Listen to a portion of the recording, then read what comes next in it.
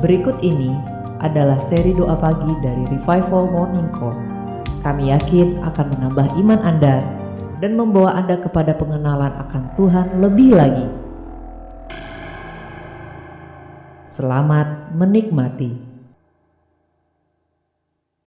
Shalom, selamat pagi Bapak Ibu yang terkasih dalam Tuhan. Kita mau siapkan hati. Kita mau kasih yang terbaik untuk Tuhan.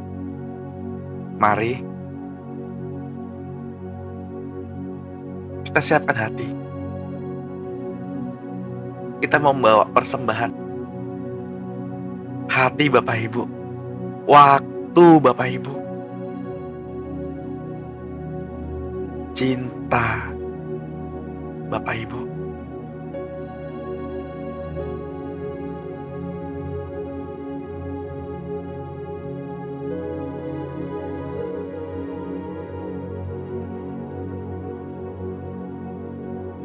Kami bersyukur Bapa.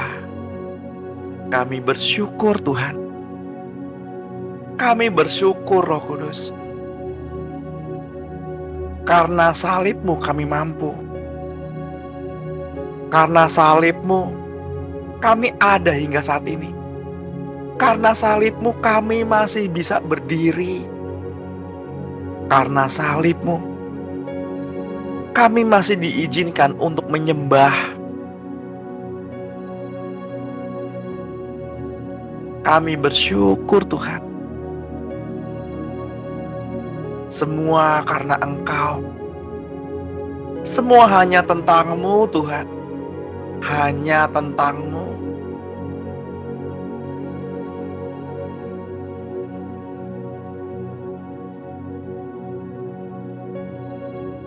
Selamat pagi Bapak Surgawi. Selamat pagi Tuhan Yesus. Selamat pagi Roh Kudus. Sungguh ajaib perbuatan-Mu. Ajaib kasih-Mu. Ajaib karya-Mu.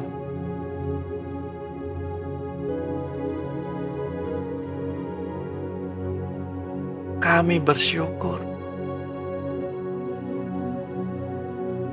Kami menyembah. Semua karena Engkau Tuhan. Karena Engkau. Karena salib-Mu Tuhan.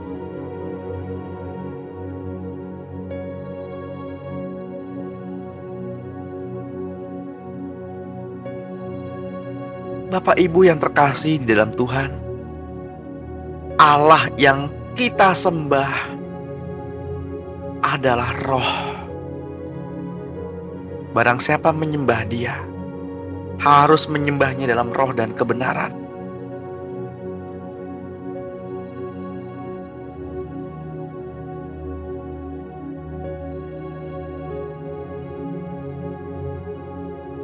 Dia adalah yang setia dan yang benar.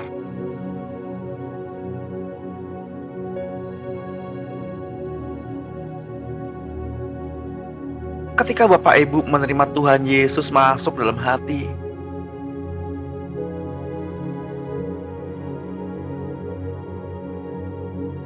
dan mengizinkan Tuhan Yesus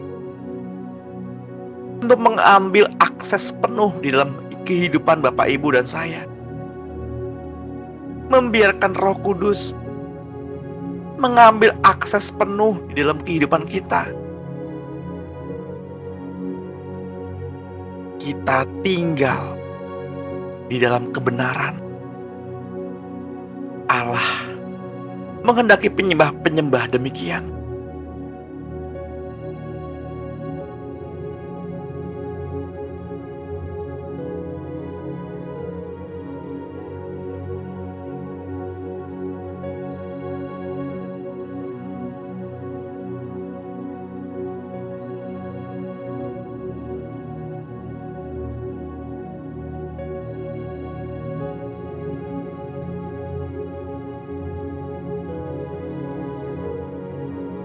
Ketika manusia memakan buah pengetahuan baik dan jahat,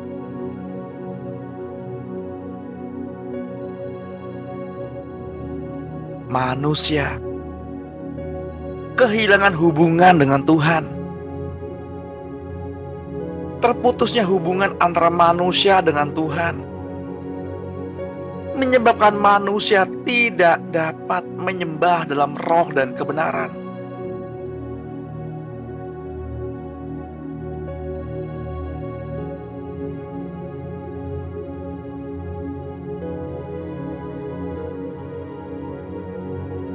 Hanya merekalah yang memiliki rohnya Tuhan yang dapat menyembah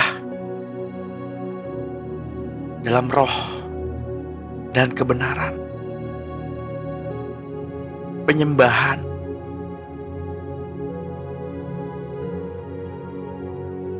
tidak selalu berbicara mengenai musik, tarian, nyanyian.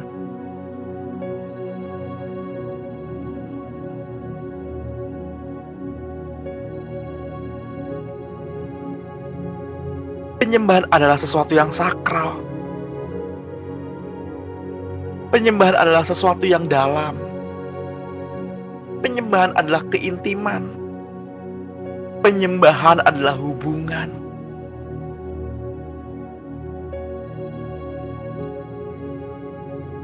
Ketika pada saat ini hati Bapak Ibu terhubung dengan Tuhan, itulah penyembahan. Ketika hati Bapak Ibu dalam proses diperhadapkan dengan berbagai macam persoalan dan kita memilih untuk melekatkan diri pada Tuhan, itulah penyembahan.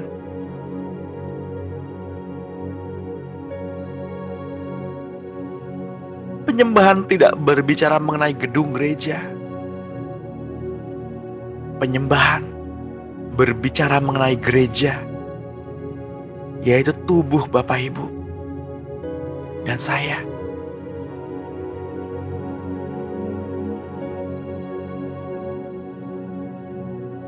Kita mau menyadari satu hal,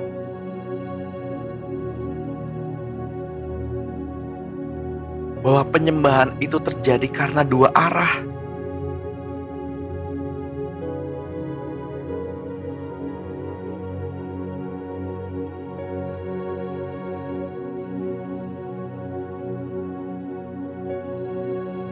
Seperti Yesus yang berkata-kata kepada perempuan Samaria yang ia temui.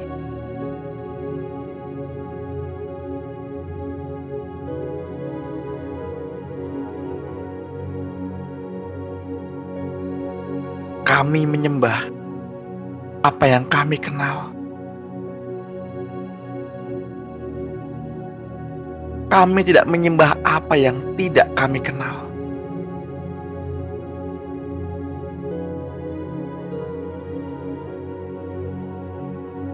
Penyembahan melibatkan perasaan,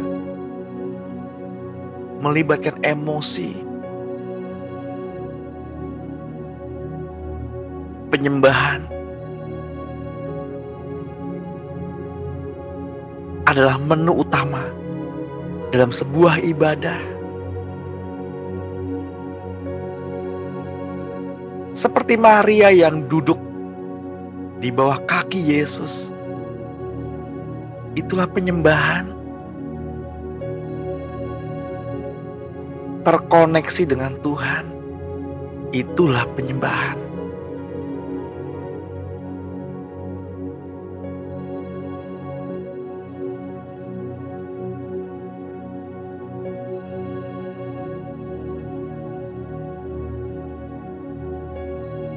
Membiarkan hatinya terluka,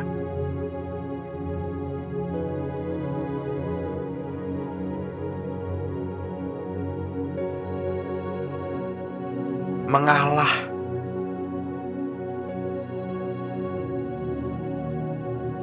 dan berseru kepada Tuhan, itulah penyembahan.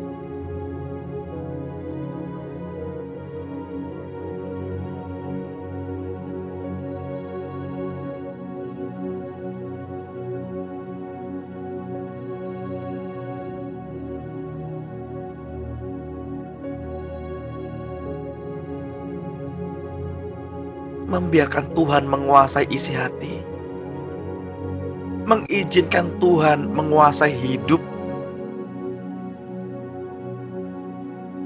berinteraksi dengan Tuhan, mengenal isi hatinya, menikmati kasih Tuhan. Itulah penyembahan.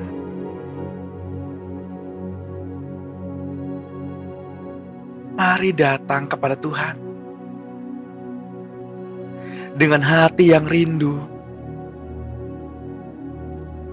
dengan hati yang haus, dengan hati yang lapar. Karena Tuhan menghendaki penyembah-penyembah demikian.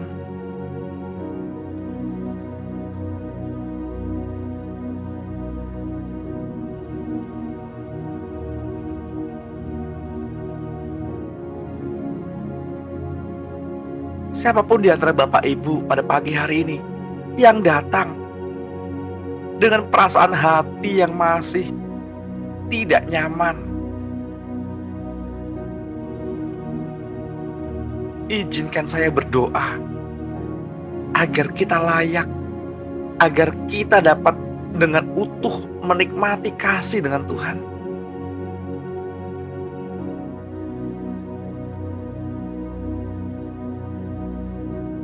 Roh Kudus, Engkau tahu kedalaman isi hati kami. Engkau mengenal benar hati kami. Engkau tahu benar hidup kami.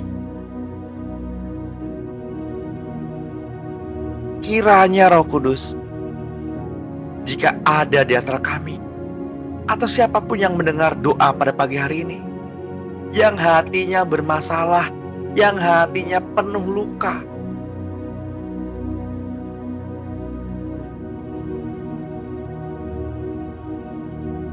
tolong kami Roh Kudus, tolong kami.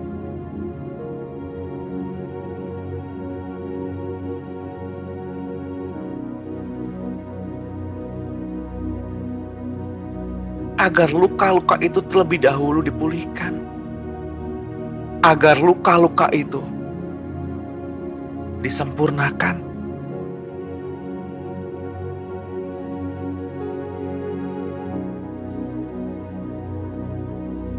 Dengan kelemahan kamilah kasih-Mu Tuhan menjadi sempurna.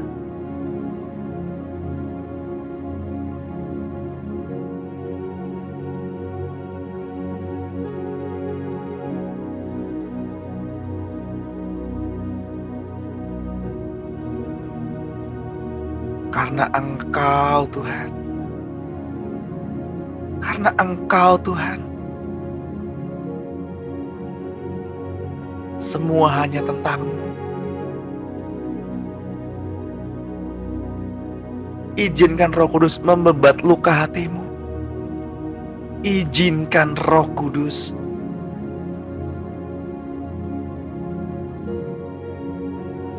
memulihkan hidupmu. Izinkan Dia memeluk Bapak Ibu pada pagi hari ini.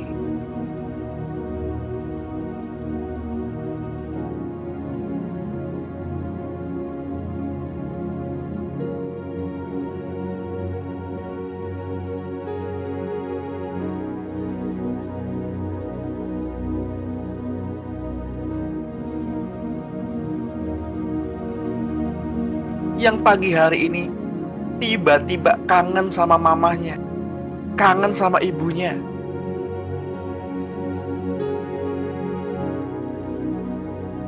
Puaskan hatimu, puaskan hatimu di hadapan Roh Kudus.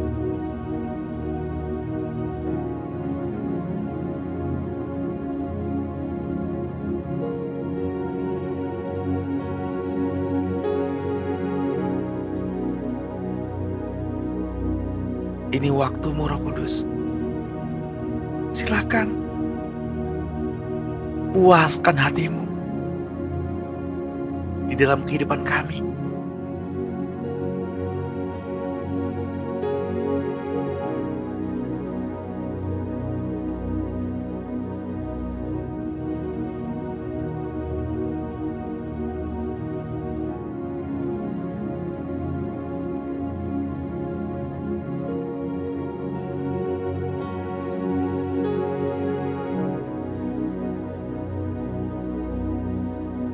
Tuhan, tenggelamkan kami dalam kasih-Mu pada pagi hari ini. Bawa kami Tuhan ke tempat di mana Engkau beristirahat, ke tempat di mana Engkau bersembunyi. Bawa kami Tuhan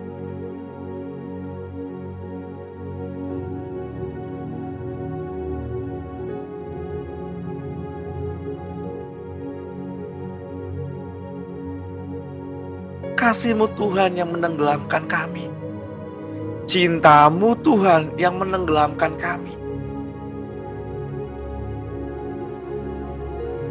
ketulusan-Mu. Engkau adalah sumber pengharapan.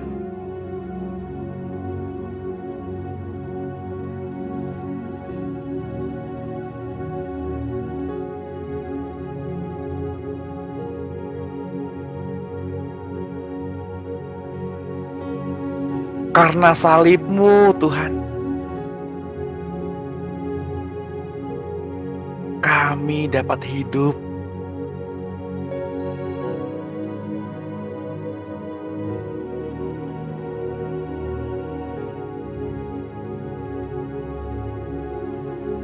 Karena salib-Mu ya Tuhan, kami berdiri menjadi seorang pemenang. Engkau yang berkuasa, Engkau yang sanggup.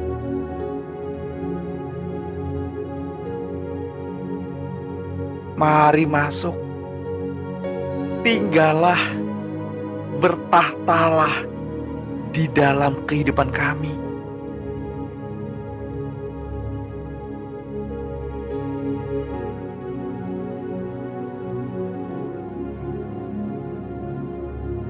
Kita tahu Bapak Ibu, bahwa kematian yang paling merendahkan martabat seseorang adalah mati tergantung.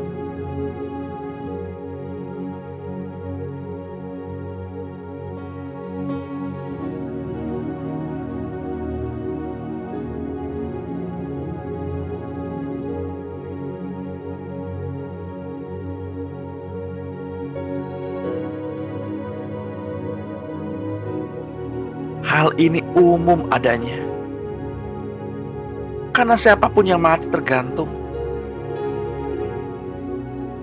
tertolak bumi dan juga tertolak surga.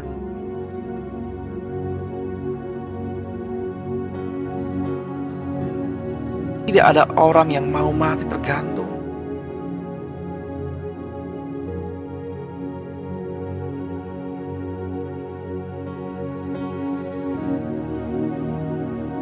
Karena itu adalah cara kematian yang paling merendahkan martabat.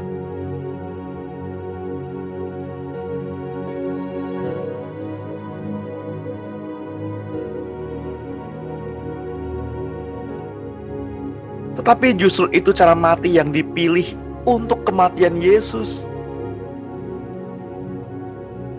Dalam rangka mentaati perintah dari Bapa untuk menebus kita, menebus Bapak, Ibu, dan saya dari dosa dan maut.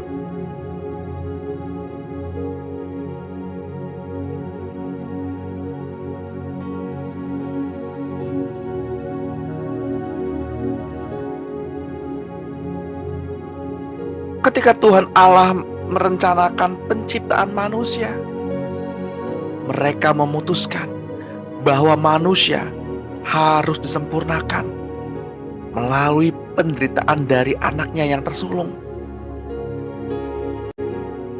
Sehingga anaknya yang tersulung menjadi pemimpin dalam segala hal.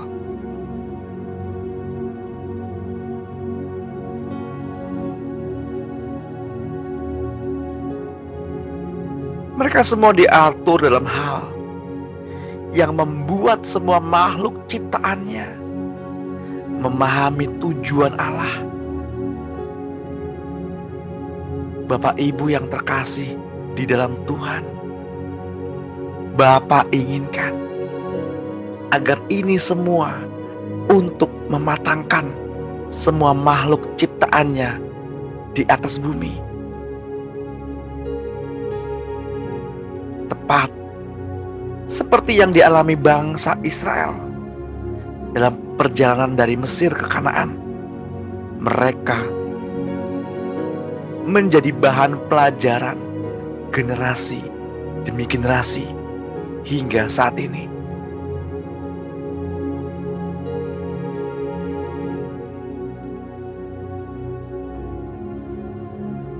Roma 15 ayat 4 berkata, sebab segala sesuatu yang ditulis dahulu telah ditulis untuk menjadi pelajaran bagi kita, supaya kita teguh berpegang pada pengharapan oleh ketekunan dan penghiburan dari kitab suci.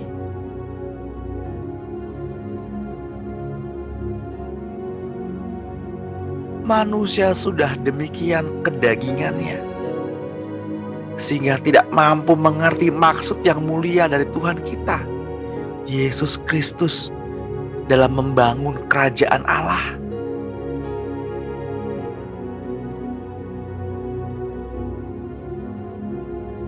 Mereka hanya berfokus pada hidup dalam daging mereka yang hanya sementara saja.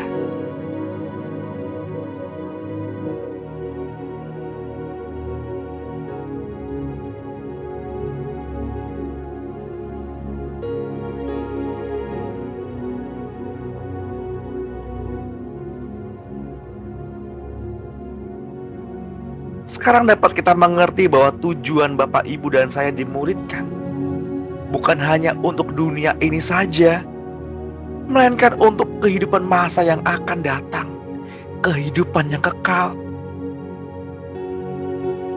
Akan banyak pekerjaan yang menantikan hamba-hamba Tuhan yang patuh kepadanya di masa yang akan datang.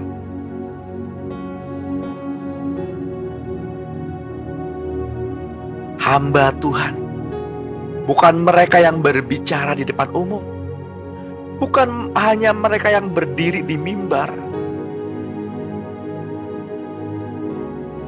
tetapi setiap orang yang mengaku Yesus sebagai Tuhan dan Juru Selamat pribadinya.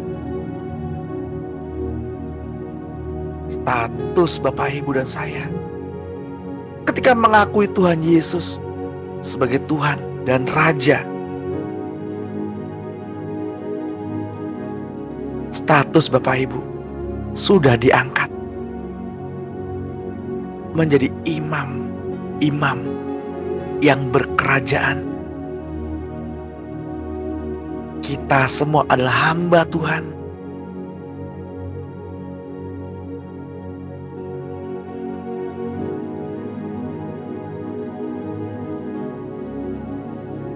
Tubuhmu adalah bait Allah. Tabut perjanjian ada di dalam hatimu.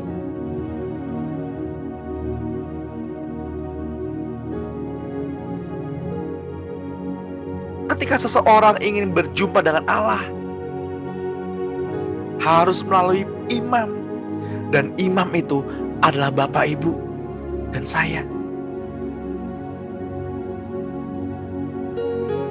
Kita adalah pemegang kunci surga di bumi ini. Orang dapat bertemu dengan Tuhan atau tidak tergantung dari kesiapan hati Bapak, Ibu. Orang dapat mengenal Tuhan atau tidak tergantung dari kehidupan kita sehari-hari.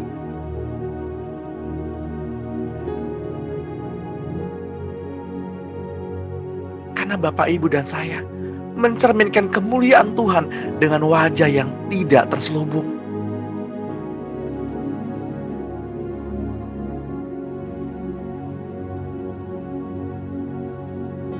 Jika kita adalah hamba, kita akan berada di mana Tuhan berada.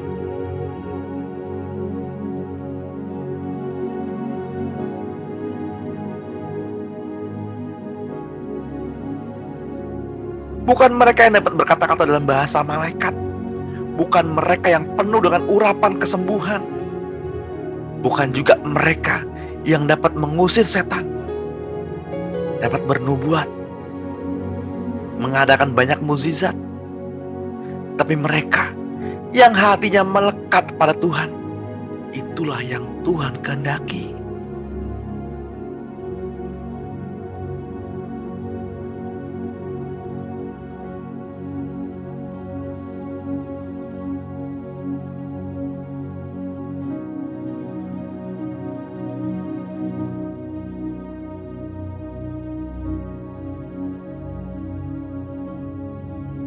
Ketekunan di dalam hidup yang pendek di dunia ini berharga berlipat ganda untuk mencapai tujuan yang kekal. Tuhan melatih Bapak, Ibu, dan saya sebagai hamba-hambanya di dunia, bukan untuk hidup sementara, tetapi untuk masa yang kekal yang akan datang.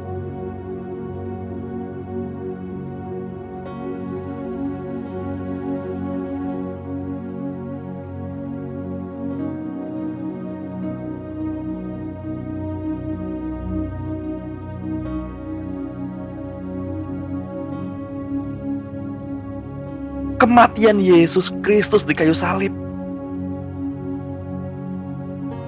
bukan hanya untuk menyelamatkan manusia dari neraka saja, tetapi menjadi contoh dari ketaatan, kesempurnaan bagi tujuan kekal. Bapak, Ibu, dan saudara yang terkasih, ada banyak sekali kepentingan di atas kayu salib itu.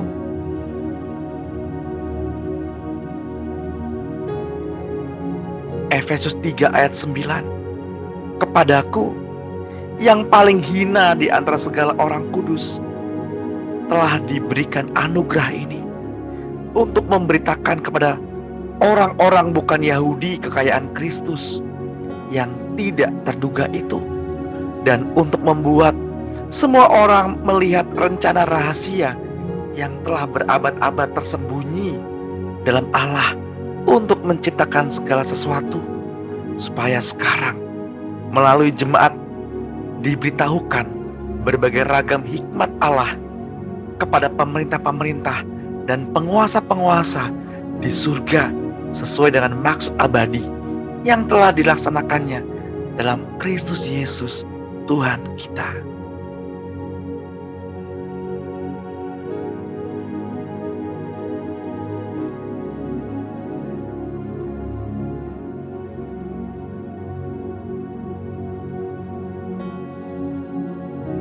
Ada sisi lain dari peristiwa penyaliban Yesus,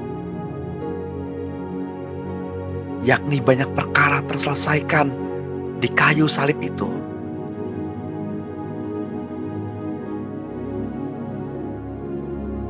Pertama-tama tentang perdamaian bagi semua makhluk telah terjadi di sana, agar semua dapat kembali ke dalam kasih Bapa.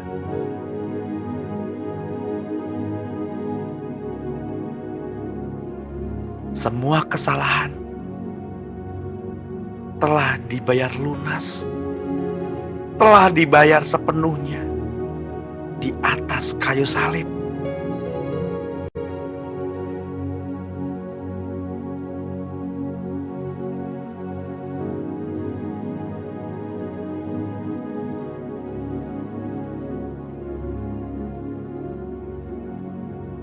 Selain penebusan bagi semua makhluk, itu juga telah membuka kesempatan surga untuk melakukan penciptaan ulang bagi segala sesuatu.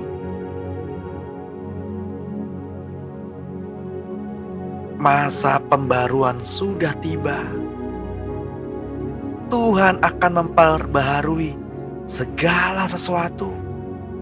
Hanya dunia harus diajar terlebih dahulu.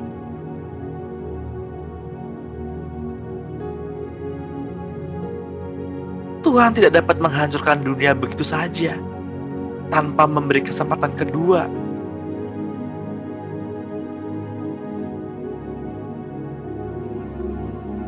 Tuhan memberi kesempatan untuk dunia mengerti petunjuk dari firman-Nya.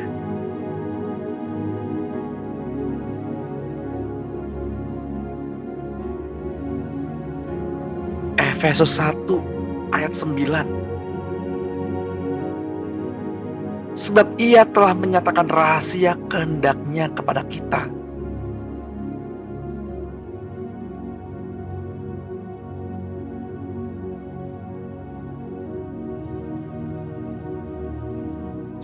Sesuai dengan rencana kerelaannya, yaitu rencana kerelaan yang dari semula telah ditetapkannya di dalam Kristus sebagai persiapan kegenapan waktu untuk mempersatukan di dalam Kristus sebagai kepala segala sesuatu, baik yang di surga maupun yang di bumi.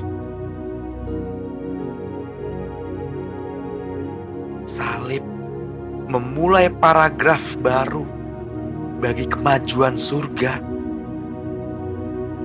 Itu memulai proses penyempurnaan.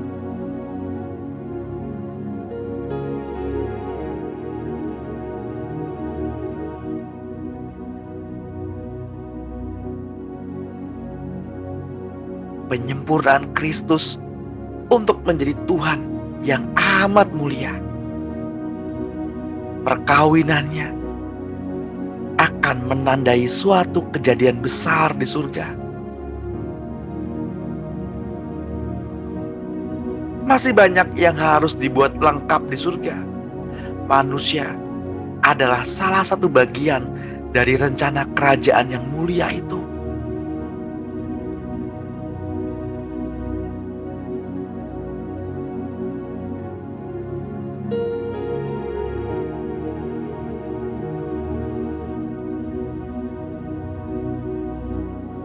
Efesus 1 ayat 23. Jemaat yang adalah tubuhnya, yaitu kepenuhan Dia yang memenuhi semua dan segala sesuatu. Salib adalah tempat belas kasihan,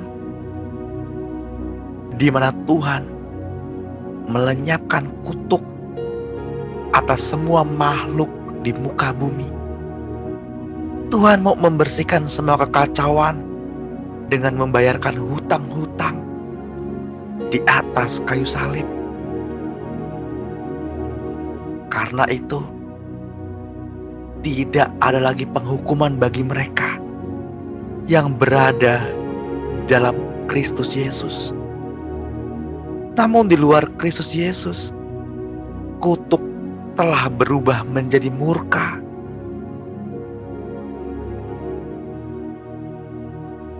Akan dilepaskan murkanya dalam waktu yang singkat di atas bumi, meniadakan penderitaan yang lama yang Dia tanggung bertahun-tahun lamanya.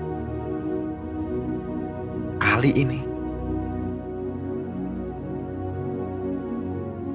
tidak hanya dunia, tetapi seluruh semesta akan ditandai oleh murka Tuhan.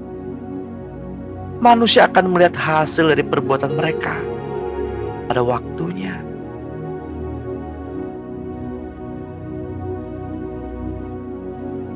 Akan nampak bekas perbuatan mereka bagi semua yang lahir di dunia dari kerusakan yang manusia ciptakan. Dari generasi ke generasi berikutnya, mereka akan membicarakannya dalam penyesalan karena hidup mereka tidak dipimpin oleh Roh. Salib akan menjadi simbol pengampunan selamanya. Ia akan menjadi sumber hubungan yang baru dengan Allah.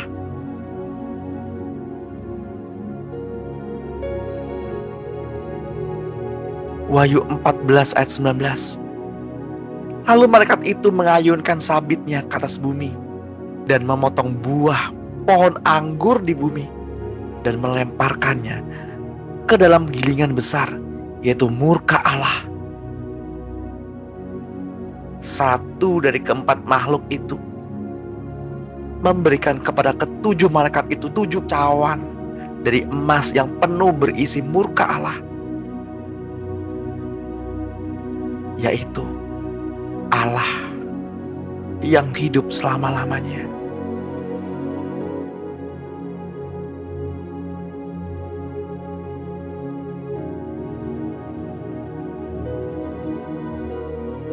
Kayu salib merupakan misteri, karena tidak seorang pun tahu apa artinya salib itu.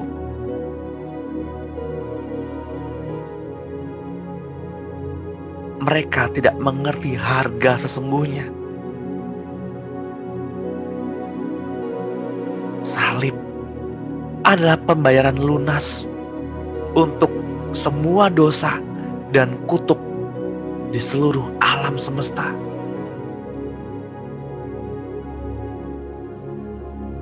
Itu bukan hanya untuk keselamatan pribadi saja, tetapi juga perdamaian antara seluruh makhluk ciptaannya dengan Allah pencipta.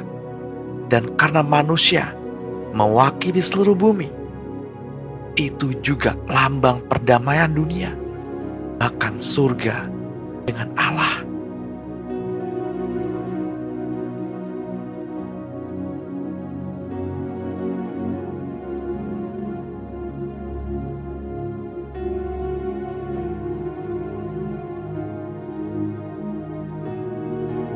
Manusia meminta pertolongan dan berkat-berkat bagi hidup mereka, meminta bantuan surga atas kesembuhan bagi sakit penyakit mereka. Mereka menerima sedikit sekali, karena mereka tidak mau menyeberang perbatasan dari hidup duniawi ke daerah salib. Salib membagi dunia menjadi 2 bagian. Mereka yang memilih jalan Tuhan akan memikul salib mereka. Akan tetapi, mereka yang memilih di luarnya akan menempati posisi seorang peminta-minta berkat saja. Jangan salah mengerti tentang pengajaran iman yang membawa manusia kepada kerakusan untuk memperoleh fasilitas surgawi tanpa mau menyalibkan daging mereka sendiri. Mereka segera jatuh ke dalam pemakaian kekuatan laten dari jiwa mereka sendiri dan menolak kuasa salib yang sebenarnya. Lebih pasti, bagi sisa hidup mereka.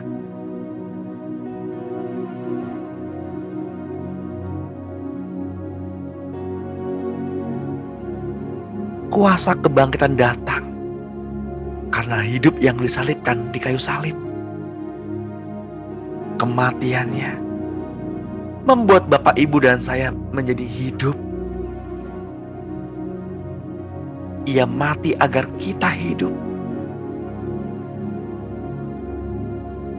Ia dikalahkan kepada maut agar Bapak, Ibu, dan saya dimenangkan.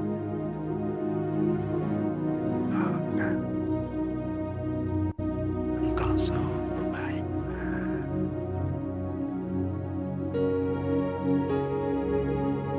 Kuasa itu memindahkan seseorang dari keadaan hati yang mati ke dalam hidup dan memungkinkan seseorang terus-menerus hidup di dalam anugerah. Sementara pengajaran iman itu hanya memuaskan kebutuhan daging sementara waktu saja.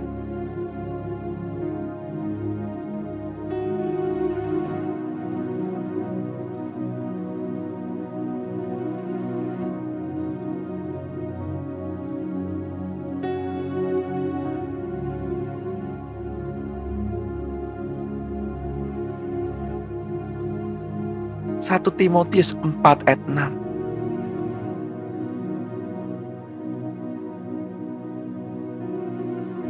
Dengan selalu mengingatkan hal-hal itu kepada saudara-saudara seiman kita, engkau akan menjadi seorang pelayan Kristus Yesus yang baik, terdidik dalam pokok-pokok iman kita dan dalam ajaran sehat yang telah kau ikuti selama ini. Barang siapa tidak memikul salibnya dan mengikuti aku, ia tidak layak bagiku.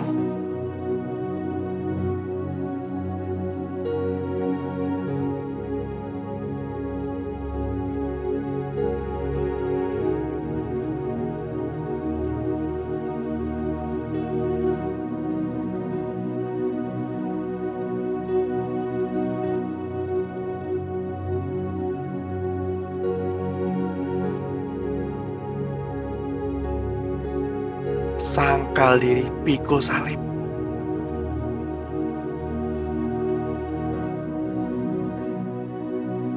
Izinkan Tuhan yang mengambil otoritas penuh dalam hidupmu.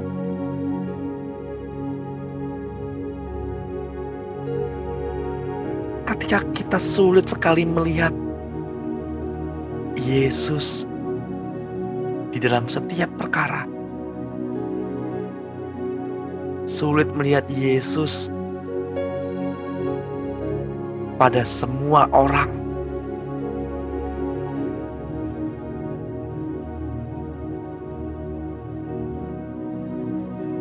kita sulit sekali tinggal di dalam anugerah.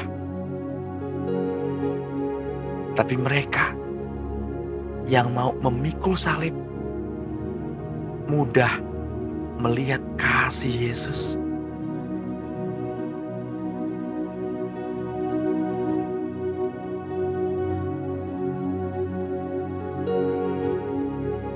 Tuhan,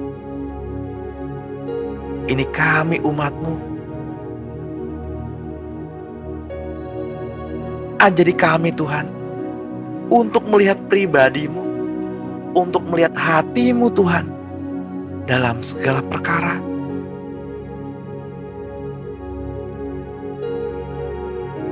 Tuhan, kami tahu Engkau ada di sana. Tuhan, kami tahu Engkau ada pada saat kami menangis, pada saat kami terluka, pada saat kami jatuh, pada saat kami berbalik. Engkau ada di sana.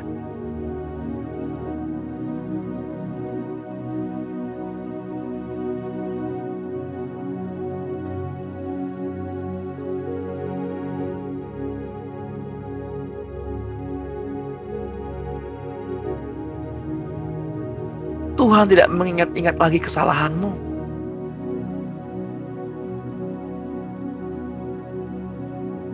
Seberapapun dalamnya engkau telah jatuh, ketika engkau berbalik dan mengambil sebuah komitmen untuk bertobat, untuk kembali kepada Tuhan,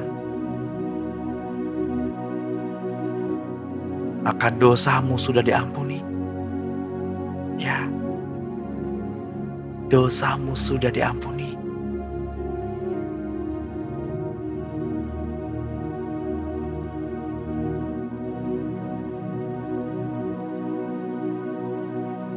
Siapapun di antara Bapak Ibu yang pada pagi hari ini pinggulnya sakit,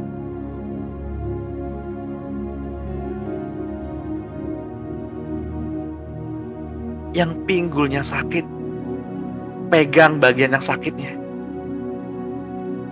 Izinkan saya berdoa.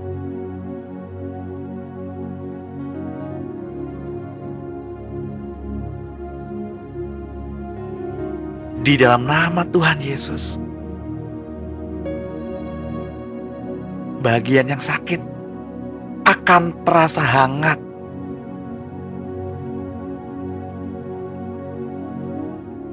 Akan ada sebuah gumpalan energi, gumpalan rasa hangat pada bagian yang sakit.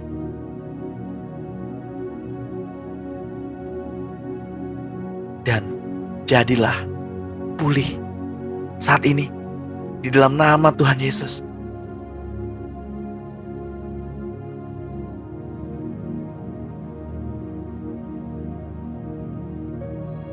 Bapa, Engkau selalu mendengarkan doa kami dan selalu menjawabnya. Pada saat ini juga, bagian pinggul yang sakit itu sudah sembuh. Bagian pinggul yang sakit itu mengalami kesembuhan total.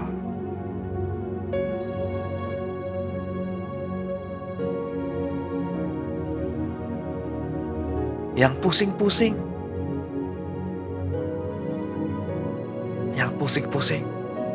di dalam nama Tuhan Yesus, segala pikiran-pikiran yang tidak berasal daripadamu Tuhan, terlepas saat ini, terlepas di dalam nama Tuhan Yesus. Air yang sejuk, air kehidupan turun atas kita. Segala beban-beban pikiran, sampah-sampah, beban-beban pikiran di masa lalu terlepas di dalam nama Tuhan Yesus. Jadi sembuh, pikirannya jadi enteng, kepalanya menjadi enteng, tidak pusing-pusing, sembuh total pada pagi hari ini.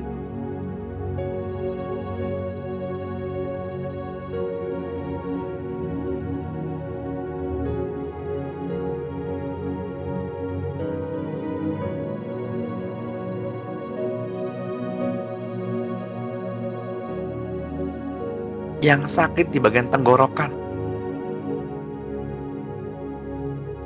aku berkata-kata kepada tenggorokan yang sakit, jadilah pulih. Setiap radang-radang tenggorokan jadilah pulih di dalam nama Tuhan Yesus. Infeksi-infeksi jadi pulih, segar kembali. Saat ini juga menjadi segar kembali di dalam nama Tuhan Yesus.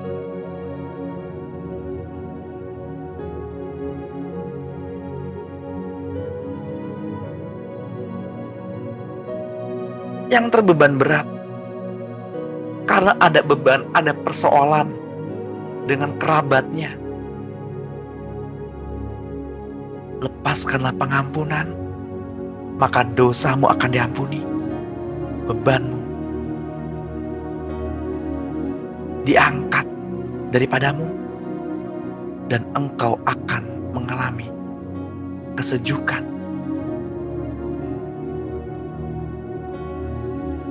Ya, Engkau baik Tuhan.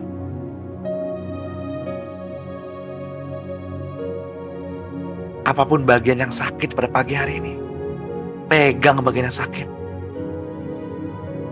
Izinkan Roh Kudus memulihkan. Izinkan Roh Kudus memberi kelegaan. Izinkan Roh Kudus yang mengobati. Lepas. Jadi sembuh. Ya.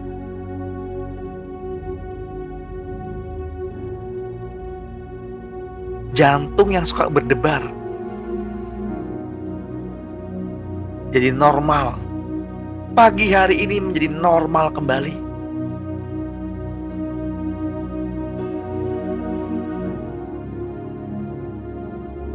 Yang tangannya, kakinya suka berkeringat, keringat dingin, jantungmu dipulihkan pada pagi hari ini.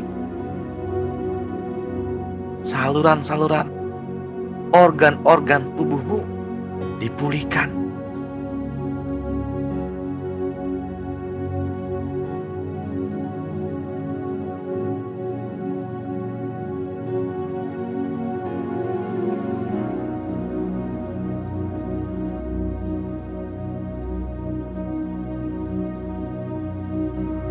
Terima kasih Tuhan Yesus.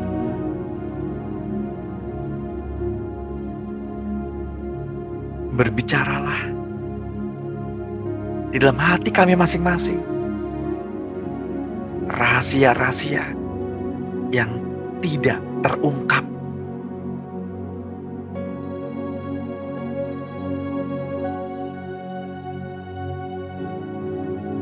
Karena salib-Mu Tuhan, kami mampu. Karena salib-Mu Tuhan, kami hidup. Karena salib-Mu, kami kuat. Tinggallah di dalam hati kami.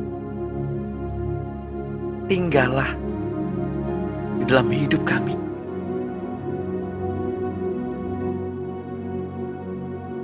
Kami percaya bahwa pagi hari ini kami mengalami mukjizat, kami mengalami pelepasan, kami mengalami kesembuhan.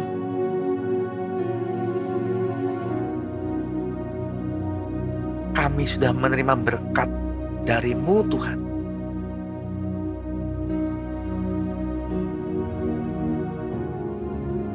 Yang kakinya panjang sebelah, di dalam nama Tuhan Yesus, kakinya menjadi sama panjang.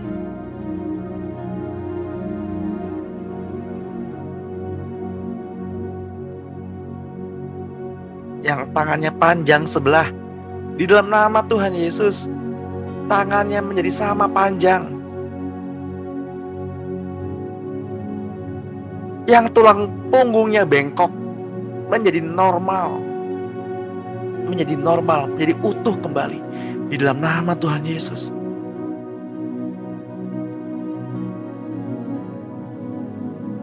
Tuhan, ketika Engkau datang, hati ini adalah milik-Mu Tuhan.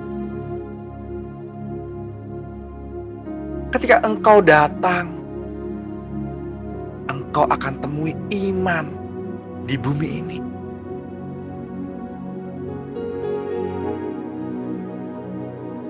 Tiada berkesudahan kasih setia-Mu ya Tuhan.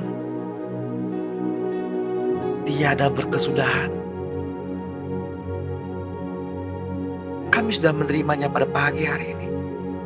Dan kami akan menceritakan kebaikan-kebaikan Tuhan kepada siapapun orang yang kami temui. Tuhan, Engkau baik sekali. Engkau baik ya Tuhan.